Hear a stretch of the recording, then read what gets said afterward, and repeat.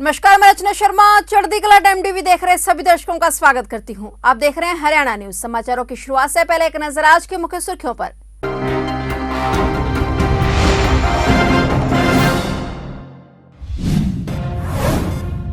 देश विदेश की कलाकृतियों से सुसज्जित हुआ सूरजकुंड मेला। 36वें सूरजकुंड अंतर्राष्ट्रीय हस्तशिल्प मेले का हुआ भव्य आगाज।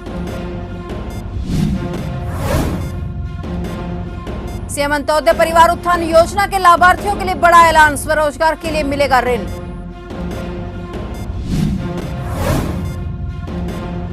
जेल में बंदी से बरामद किया गया सिम, कोर्ट में पेशी के बाद वापसी में तलाशी दौरान मिला सिम।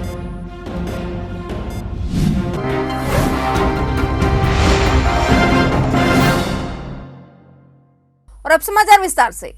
भारत के उपराष्ट्रपति जगदीप धनखड़ ने हरियाणा के मुख्यमंत्री मनोहर लाल की उपस्थिति में फरीदाबाद जिले के सूरजकुंड में 36वें सूरजकुंड अंतर्राष्ट्रीय हस्तशिल्प मेले का उद्घाटन विधिवत तरीके से कर दिया है। यह मेला 19 फरवरी तक चलेगा। इस अवसर पर हस्तशिल्पियों व कलाकारों को संबोधित करते हुए उपराष्ट्रपति ने कहा कि हरियाणा की सांस्कृतिक विरासत समृद्ध है और इस विरासत को देश दुनिया के स्तर पर ले जाने में प्रदेश सरकार ने सराहनीय कार्य किया है। उन्होंने कहा कि मुख्यमंत्री मनोहर लाल के नेतृत्व में राज्य सरकार ने पर्यटन व अन्य क्षेत्रों में अभूतपूर्व विकास किया है। सूरजकुंड मेले को अंतर्राष्ट्रीय दर्जा दिलाने में मुख्यमंत्री का अहम प्रयास रहा है। उपराष्ट्रपति जगदीप धनखड़ और उनकी पत्नी सुदेश धनखड़ का स्वागत करते हुए मुख्यमंत्री मनोहर लाल ने कहा कि यह गौरव की बात है कि इस मेले का शुभारंभ उपराष्ट्रपति के कर कमलों से हुआ है। तो सूरजकुंड अंतर्राष्ट्रीय शिल्प मेला हमारे देश की विविधता में एकता की कड़ियों को मजबूत करने के साथ साथ वसुधैव कुटुंबकम की अवधारणा को भी आगे बढ़ाता है। मुख्यमंत्री ने कहा कि देश विदेश के कलाकारों शिल्पकारों की कल्पनाओं से सराबोर कलाकृतियों से सुसज्जित इस हस्तशिल्प मेले की छटा देखते ही बनती है। इस तरह के मेले शिल्पकारों को अपनी पसंद व कला के आदान प्रदान का अवसर प्रदान करते हैं।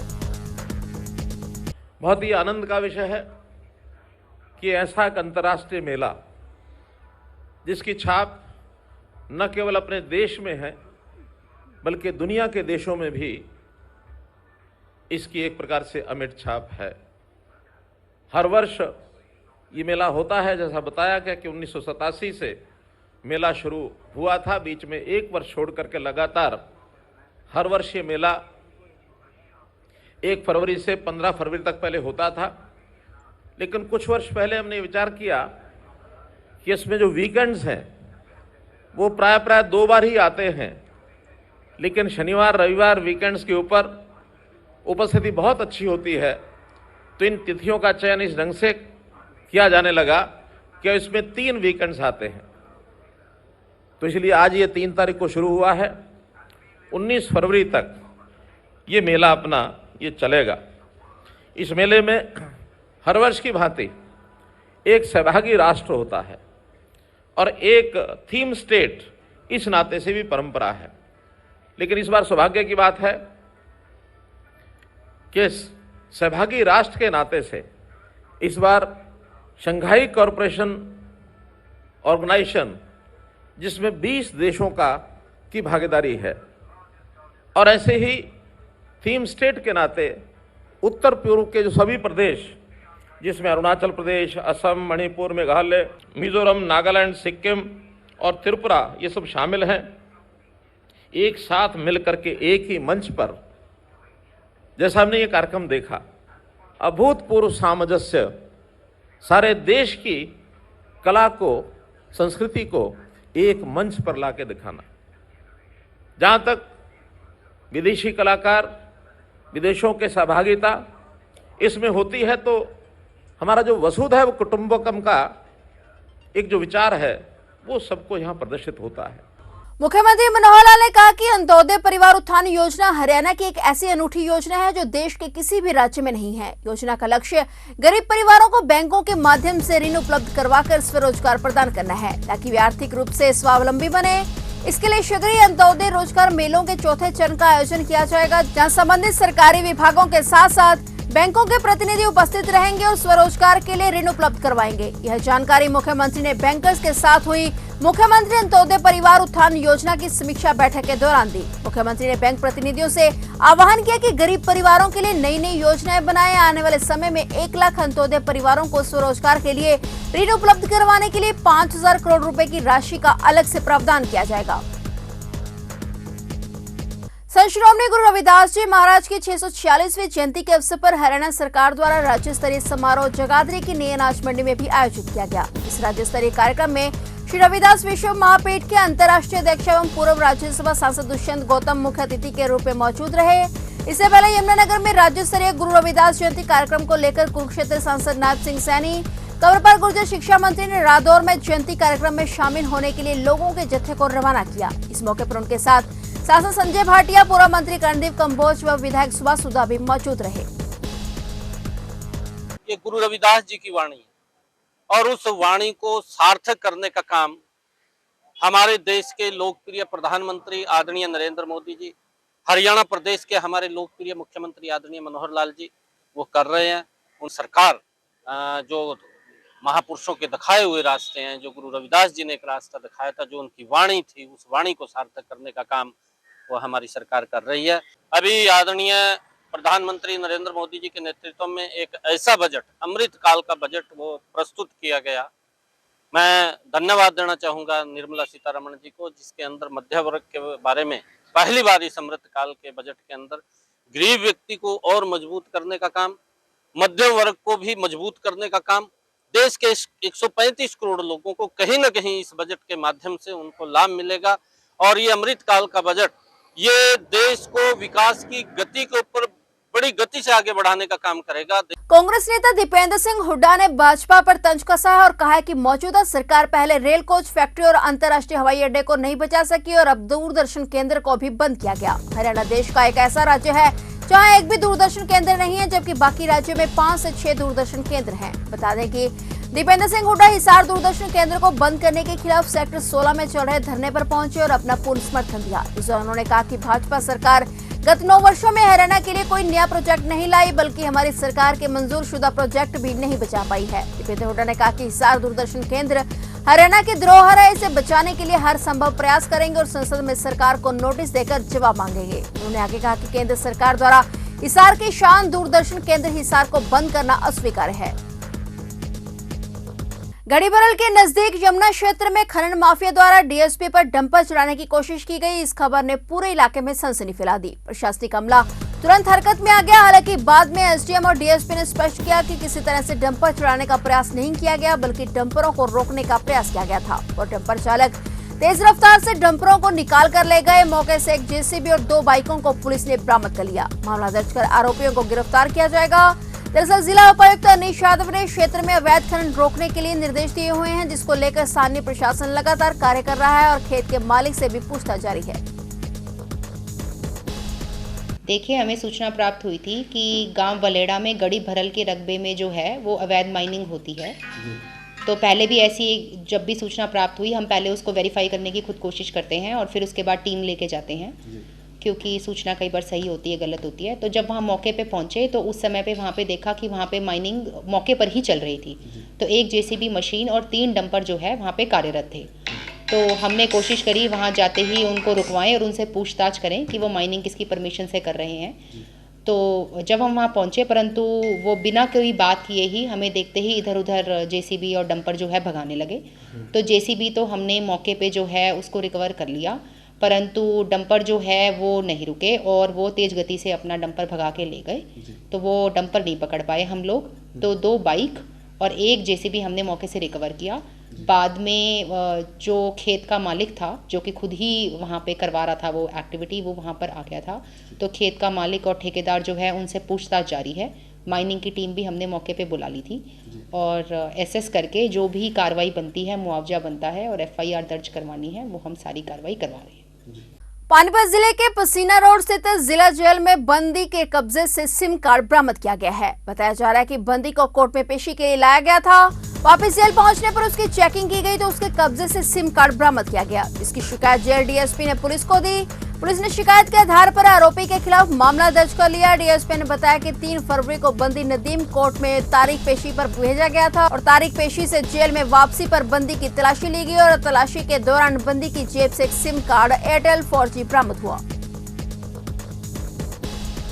अपराधी बेखौफ होकर आपराधिक घटनाओं को अंजाम देने से नहीं चूक रहे। करनाल के नीलोखेड़ी में दो बदमाशों ने लूट की नीयत से एक शराब कारोबारी पर चाकुओं से हमला बोल दिया। वारदात उस समय हुई जब कारोबारी अपने घर के अंदर जा रहा था। हालांकि बदमाश युवक शराब व्यापारी का बैग छीनने में कामयाब नहीं हो सके। घर के बाहर हमला होते देखते हुए घर के आसपास व पड़ोस के लोग मौके पर पहुंच गए, जिन्हें देख लुटेरों ने भागने का प्रयास किया, लेकिन एक लुटेरे को लोगों ने पकड़ लिया, जबकि हमलावर बदमाश चाकू के साथ मौके से फरार हो गया। खून से लथपथ शराब कारोबारी को करनाल के कल्पना चावला मेडिकल कॉलेज में भर्ती कराया गया। घायल को कई चाके लगे हैं, जिसके कारण उसकी हालत गंभीर बनी हुई है। डॉक्टर घायल का इलाज करने में लगे हुए हैं। 8 बजे के करीब आए हैं।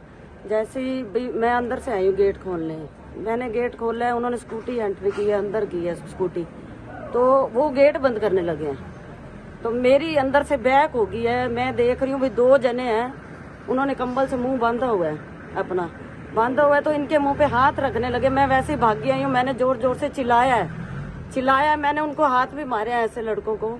तो वो अपना एक तो भाग गया, चक्कू वाला भाग गया। थोड़ा सा लगा इन पे, थोड़ा सा उसने किया है वार, सिर पे हल्का सा लगा, तो मुंह पे उन्होंने मुक्का मारा। जेवरातों का जो बैग उनके हाथ में था वो लूटना चाहते थे? उसमें वो नहीं था, सामान इतना नहीं था ना, सामान नहीं था। उनको लग रहा होगा कि सामान है। हाँ, फिर वो काम जो ऐसा हुआ तो उनको लग रहा होगा, तभी आए हैं वो। तो आप पहचानते हैं उनको? गांव के ही हैं आपके, कोई जान पहचान के? मैंने अभी नहीं उनको पहचाना। वैसे वो जो पकड़ा गया था, मुझे अभी शक्ल उसकी नहीं पहचानने की है।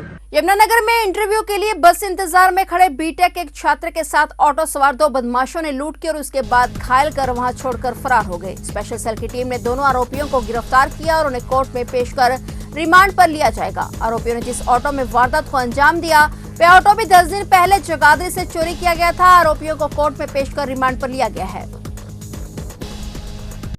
मुख्य रूप से 2 मामले हैं जो थाना सदर एरिया से संबंधित हैं।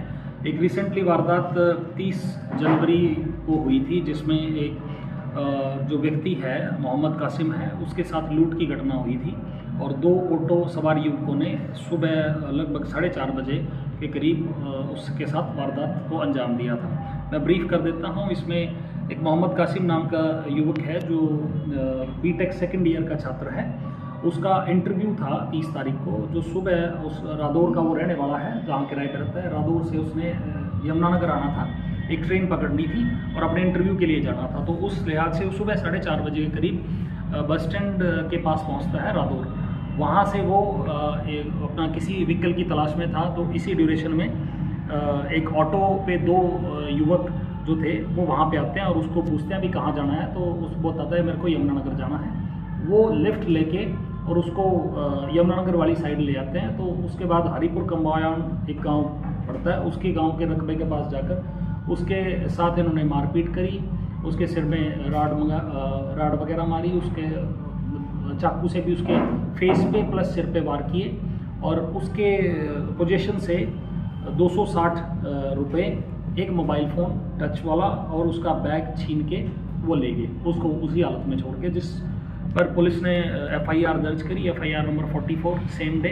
और माननीय पुलिस अधीक्षक महोदय अभी मामला गंभीर होने के कारण खुद इस पूरी स्थिति का जायजा लिया और जितनी भी हमारी क्राइम टीम्स हैं प्लस सदर की टीम है या जितने भी सीनियर ऑफिसर्स हैं, सभी ने इसमें अपना वर्क डिस्ट्रीब्यूशन करके और इस वारदात के पीछे हम लगे। तो इस वारदात में ये सामने आया है कि 2 जो लोग इसमें जिन्होंने इन घटना को अंजाम दिया था, वो 2 लोग फॉर रेफरेंस राहुल उर्फ छोटा गंजा, ये लगभग 24 साल उम्र है इसकी, और इसी का एक अन्य साथी है प्रिंस उर्फ गोली। ये दोनों कैंप एरिया के रहने वाले हैं। इन्होंने मिलकर इस वारदात को अंजाम दिया था और ये जिस ऑटो के थ्रू जो ऑटो ये चला रहे थे वो भी चोरी का ऑटो था। इन दोनों के खिलाफ ही प्रिंस के खिलाफ 32 मुकदमे हैं चोरी के जो ऑलरेडी दर्ज हैं, चोरी व स्नैचिंग के, और राहुल के खिलाफ जो हैं वो 17 मुकदमे दर्ज हैं चोरी प्लस आर्म्स एक्ट के। तो ये आदतन अपराधी हैं।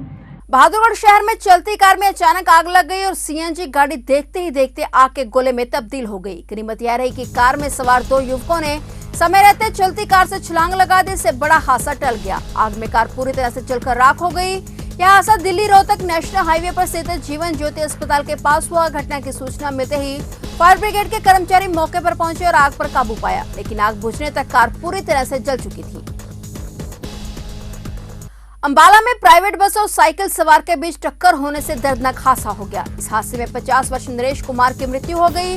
मौके से बस का ड्राइवर फरार हो गया। मौके पर मौजूद लोगों ने बताया कि नरेश सड़क पार कर रहा था, तभी तेज रफ्तार आ रही प्राइवेट बस ने टक्कर मार दी। बताया जा रहा है कि नरेश दिहाड़ी मजदूरी करता था और उसके 2 बच्चे थे।